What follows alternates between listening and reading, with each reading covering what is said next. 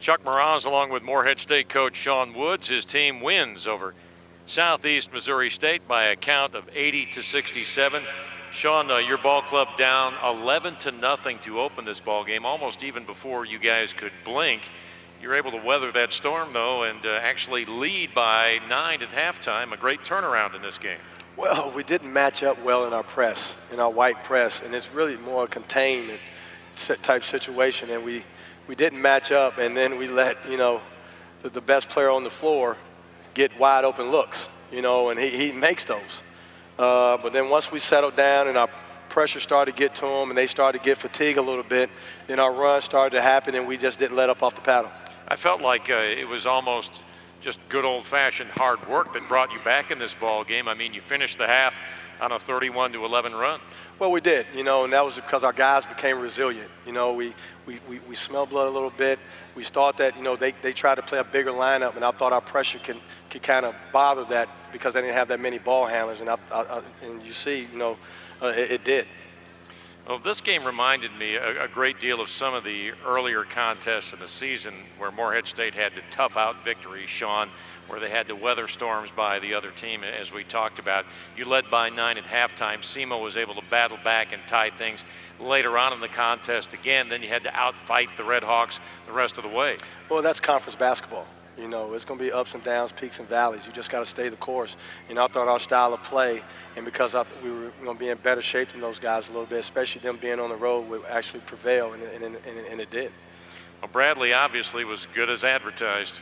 He's the real deal. Pound for pound, that's the best scorer in our league, and he's probably one of the best scorers in the country, and he showed it tonight. I thought we played great defense on him, but he makes tough shots. You can't give him any easy ones because he's going to make tough ones too. So kudos to him, 28 points, but we want to make sure nobody else got going. But, Tyler Stone is as talented a big guy in this league as there is, and he had 15 and 7 also. But I like the way our guys really stuck with it and played. You got two big second halves out of Drew Kelly and Brent Arrington. Drew had 16 points in the ball game, 14 after halftime. Arrington finishes with a team-high 20 points. 14 of those after the break. Well, I thought both of them early was rushing, and they weren't taking what the defense was giving them. They was trying to go find it instead of letting the game come to them. And Drew finally got it, then Brent got it late. I kept harping on him, pulling him out, bringing him back in, pulling him out. Just let the game, take the easy ones, take the wide open ones, and when he did, he made them. And that's what got us the lead. Another key tonight, 16 rebounds by Chad Posthumus. It seemed like in the first half as you were making your comeback, Chad was getting about every board out there. That's why he's here. He did his job. 16 rebounds, 9 points, and he was efficient when he got the ball inside. He did score. So we got to continue to stay, stay the course with that, and we got to continue to score the basketball and be consistent when we get the ball inside. How big was this win coming off the loss to Eastern Kentucky? Oh, it was huge. We needed it, from a standing standpoint and a confidence standpoint, and our guys showed great character against a great team to come out with a win tonight. 26 of 29 from the free throw line tonight. Another great night from the line. Now, out of your last 82 free throws, your team has hit 76 after not being very good, quite frankly, earlier in the season at the line.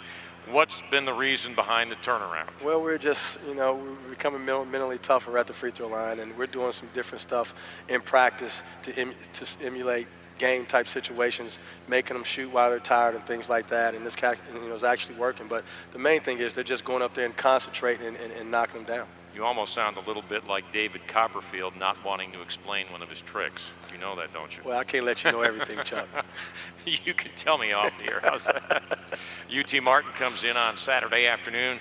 Again, you have a chance to win a conference game on your home floor.